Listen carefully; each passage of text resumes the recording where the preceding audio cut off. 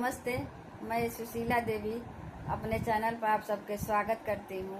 मेरी गीत अच्छी लगे तो आप लोग लाइक सब्सक्राइब शेयर करें, ज़्यादा सपोर्ट करें। धन्यवाद।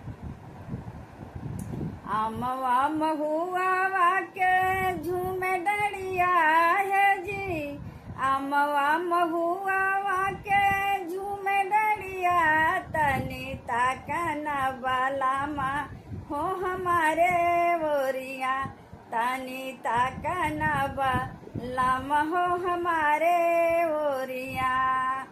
आमवा महुआ के झूमे डरिया है जी, आमवा महुआ के झूमे डरिया, तनी ताकना वाला माँ हो हमारे वोरिया, तनी ताकना बलाम हो हमारे ओरिया। आमवा मुजारी गैले महुआ कोचाई गैले, आमवा मुजारी गैले महुआ कोचाई गैले, रसवा से भरी गैली फूल डरिया है जी, रसवा से भरी गैली फूल डरिया, तनी ताकना बलामा हो हमारे ओरिया, तनी ताकना बलामा हो हमारे ओरिया।